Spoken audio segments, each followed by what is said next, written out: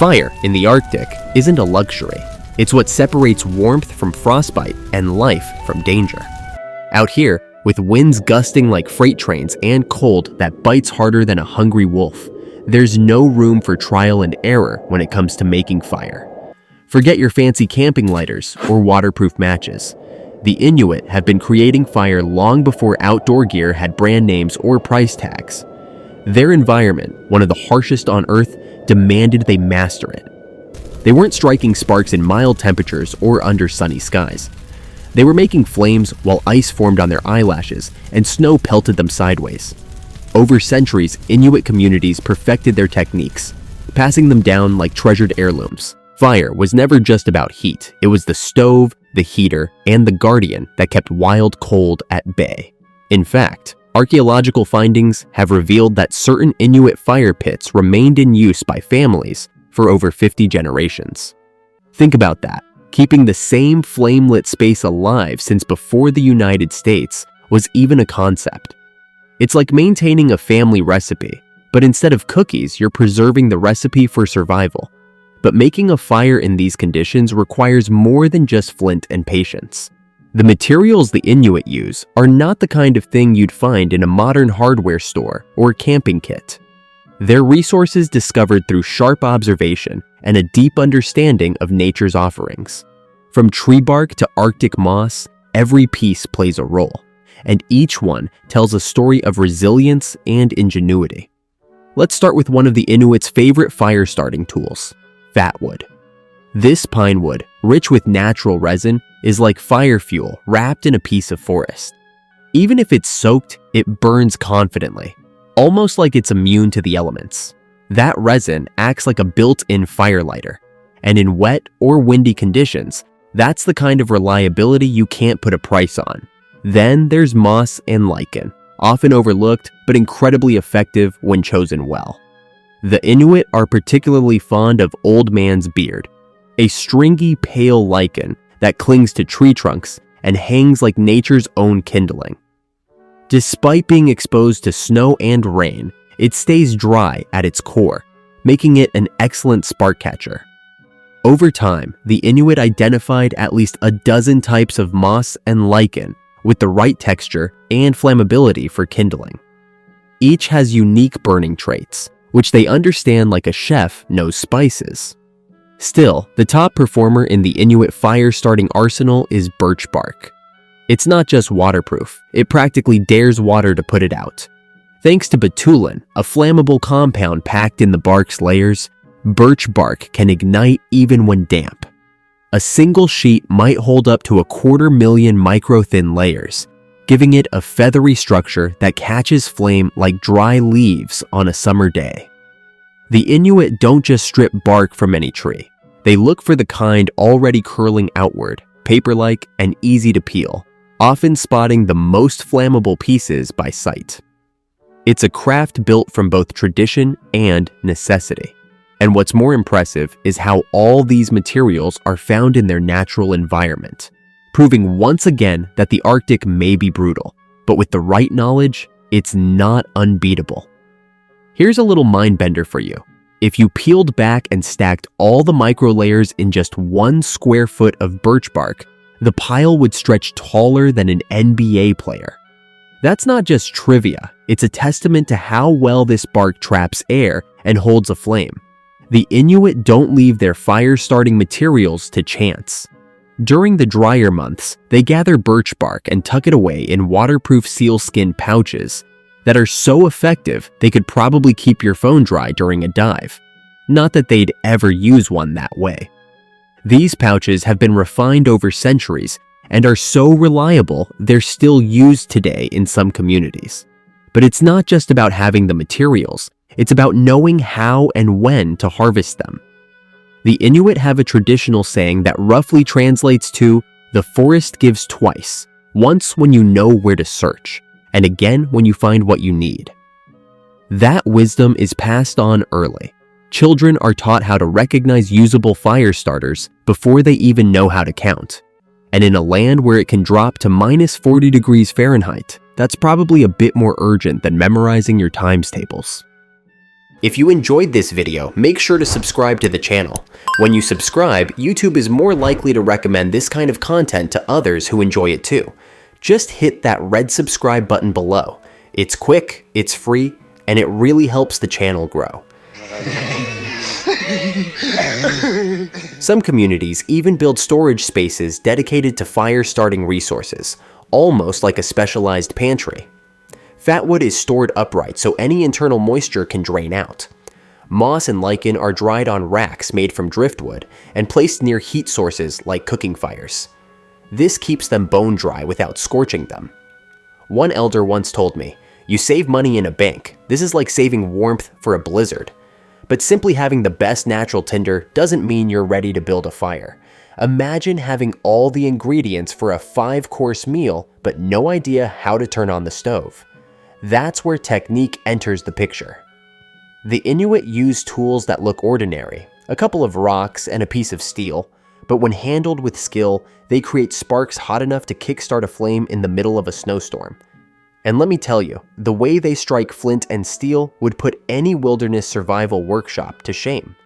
Now, how exactly do the Inuit pull off the impossible, making sparks fly in the middle of freezing rain and howling wind? Spoiler, it's not just about banging rocks together and hoping for the best. I once tried using flint and steel in the rain and ended up soaked, shivering, and sparkless, looking like someone's wet dog trying to dance. Meanwhile, the Inuit handle it with grace and precision.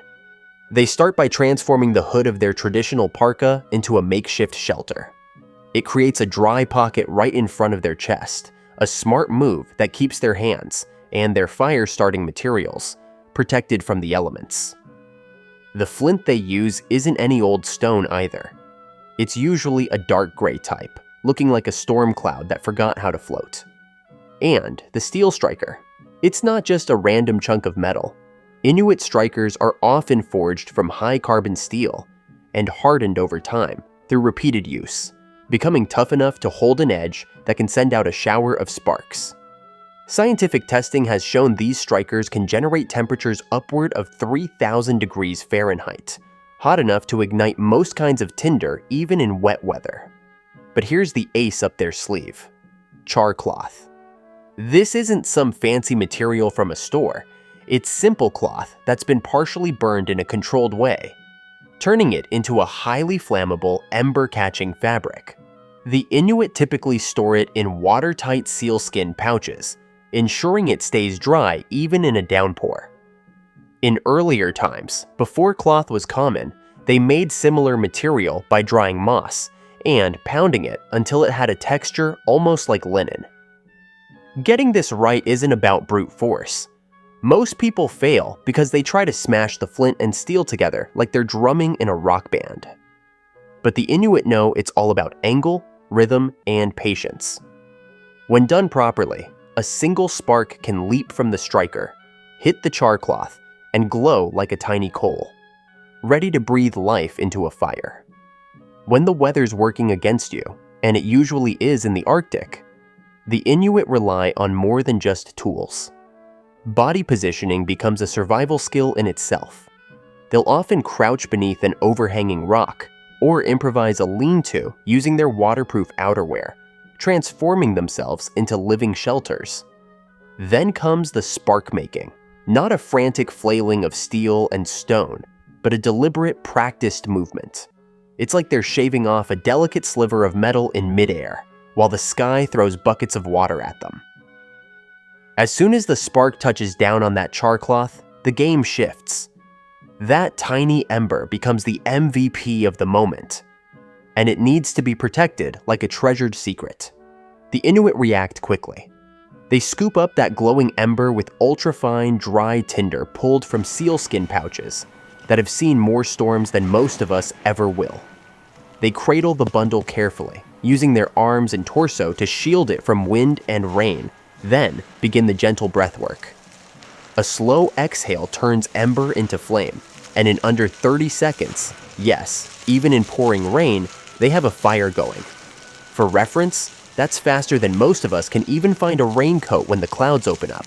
But let's say your steel striker is wet and useless. What then? That's when the Inuit turned to a technique so old it predates metalworking entirely: friction fire. And no, it's not just rubbing sticks together like in cartoons. It's a lot more intense than it looks. All you need is dry wood, a spindle, a hearth board, and a bowstring. Simple parts, complex execution. Try it yourself and you might end up with hands covered in blisters and pride covered in snow. The Inuit's method of choice is the bow drill, and it looks like you're playing the world's tiniest violin. Except instead of music, you're trying to create fire from nothing but friction and grit. Here's where the real genius kicks in: choosing the right wood. Not all types of wood behave the same way when rubbed together. Through generations of trial and error, the Inuit discovered that pairing a softwood base like cedar with a hardwood spindle like birch produces just the right friction. This combo can heat up to nearly 800 degrees Fahrenheit, hot enough to toast bread if wilderness cooking is your thing. And this knowledge came long before infrared cameras and scientific testing confirmed its effectiveness. The precision involved in setting up the bow drill is impressive. You loop the bowstring around the spindle, set it upright on the hearthboard, and start moving the bow back and forth with rhythm and focus. Kind of like playing a tune you can't afford to mess up. But the Inuit don't stop there. They add another layer of refinement by using a handhold made of bone or limestone at the top of the spindle. This not only steadies the tool, but reduces unnecessary friction at the top, concentrating the heat exactly where it's needed, right at the base. Even when the wind is howling and rain is pelting down like flying gravel, they manage to create a sheltered workspace using their knees, arms, and parka. Picture a dry workspace barely larger than a closed laptop, just enough space to make fire in a monsoon. They even have a traditional phrase that loosely translates to, "The fire lives inside the wood. We just have to coax it out." That's a poetic way of saying, keep sawing that spindle until your arm wants to fall off. And when that little ember finally appears, glowing like the start of a distant star, you've got seconds to act. They swiftly transfer it to their tinder bundle and blow life into it with precision. There's no room for error, because if the ember fades, all that effort turns to smoke, literally. So they train for this moment, repeating the motion so many times they could do it half asleep in a snowstorm. According to modern studies, a skilled Inuit firemaker can create a glowing ember using a bow drill in less than 90 seconds. Meanwhile, my attempt lasted well over an hour and drained my willpower along with my energy. But forming an ember is only half the journey. The next challenge? Keeping it alive. And that, in a place where wind and rain feel like they're teaming up to extinguish every ounce of hope, takes more than quick hands. It's like trying to keep a matchstick lit during a paintball fight. Every element is working against you. But for the Inuit, this challenge has been refined into a methodical routine, shaped by hundreds of years of lived experience and trial by ice. Step 1. Pick the right spot. The Inuit never try to spark a flame in the middle of an open plain. That would be like trying to fall asleep next to a rock band's drum kit. Instead, they seek out natural shields, rock outcrops, tree clusters, or snow ridges that cut wind speed dramatically. A well-placed fire site can reduce gusts by up to 90%, which turns a chaotic smoke-filled mess into a reliable source of warmth. In fact, researchers found that many traditional Inuit fire spots had at least 2 natural barriers to shelter the flame from Arctic gusts. But location alone isn't the end of it. The Inuit don't just adapt to the landscape, they improve it. In snowy conditions, they'll build low walls of packed snow around the fire area, forming a cozy enclosure. During warmer seasons, they use flat stones, stacking them in a half-circle formation with the opening aimed away from the wind. These windbreaks aren't just decorative. A 3-foot-tall stone shield can protect the fire from wind speeds of up to 30 miles per hour. To top it off, they sculpt the fire pit itself with subtle but effective engineering. The windward side is dug deeper than the opposite edge, creating a pressure gradient that helps wind skim over the fire rather than smother it. Add to that tiny trenches dug around the fire's base, and you've got built-in drainage systems. In fact, some of these fire pits could handle as much as 2 inches of rain per hour without drowning the flame. What really amazed me was how the Inuit use logs, not just for burning, but for organizing the fire. They lay them out like spokes on a wagon wheel, each one aimed at the center. As the fire eats away at the inner ends, they simply nudge each log further in. It's a low-effort, highly effective way to keep the flame fed without constantly reaching in. One elder jokingly told me this trick has saved more burned fingers than every oven mitt in North America. This spoke-style method also keeps the outer ends of the logs dry, so the fire has a steady supply of fresh fuel even in damp weather. But perhaps the most impressive element in their setup is their rain shield strategy. Using sheets of bark or stretched animal hide, they build a sloped cover above the fire, redirecting water runoff without smothering the flames. The angle is the key. After generations of fine-tuning, they found that a 45 degrees tilt offers the best protection. It keeps wind resistance low while still letting rain slide right off. Simple, effective, and time-tested. Today's outdoor gear companies still copy this exact slope in their tent and tarp designs, selling it as the latest innovative solution. But the Inuit? They've been using it for centuries. Archaeologists have even unearthed evidence of portable fire shields, lightweight foldable structures made to protect a flame in under a minute. That's right. Before ultralight gear became a trend, Inuit communities were already inventing compact, deployable wind shelters to shield their precious fires during storms.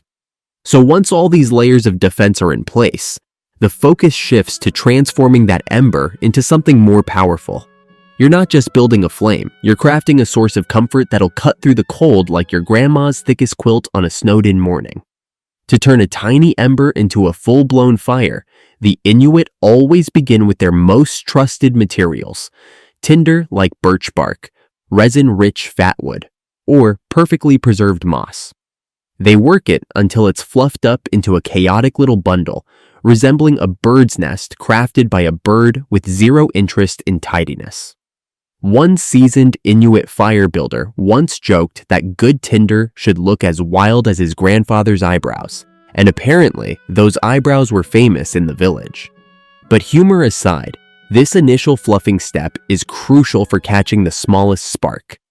The real finesse comes with how they build the foundation. The first layer of kindling is made of twigs no thicker than your pinky finger. Instead of piling them randomly, the Inuit place these in an angular formation, almost like a log cabin designed by someone with very tiny blueprints.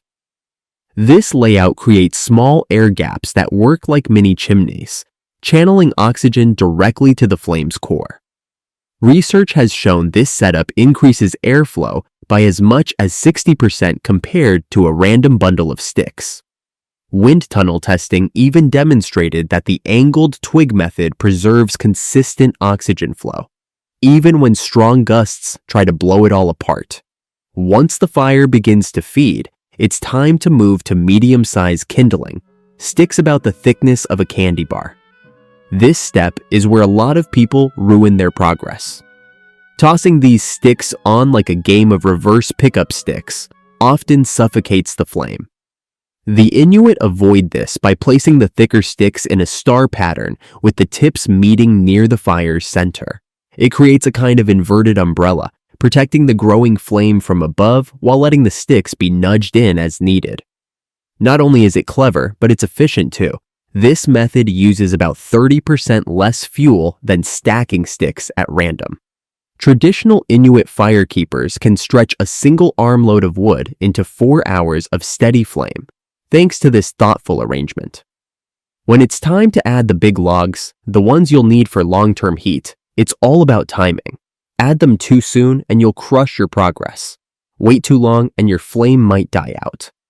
The Inuit wait for a visual cue they call the dancing flames.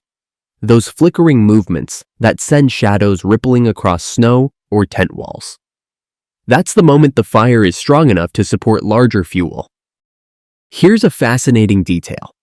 Researchers have pinpointed the ideal temperature for adding those large logs, about 600 degrees Fahrenheit. That's typically reached within 3 to 4 minutes after your candy bar-size kindling has fully caught.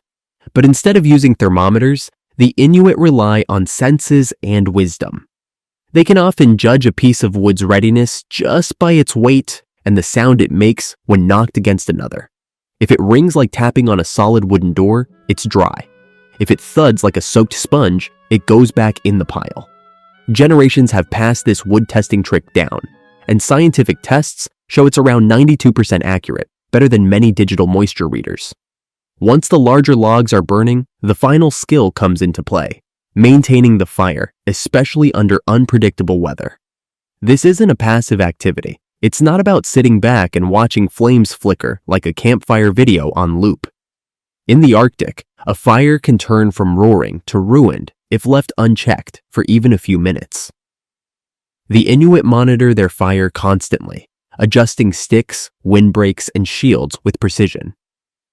Data from modern fieldwork shows they make small adjustments every 4 to 6 minutes during rainfall, treating their fire like it's alive, because in many ways, it is. Their awareness of weather is incredibly sharp. They can detect subtle wind shifts by watching how smoke curls or how a bit of snow drifts past their shoulder. They watch cloud movements like experienced forecasters. Some cloud formations signal nothing more than a passing breeze, while others mean a snow squall is about to hit. Remarkably, Inuit fire tenders can predict weather shifts up to 2 hours ahead just by interpreting wind direction and cloud shape. But their real edge lies in timing. Every motion, from feeding the fire to shielding it, is perfectly paced.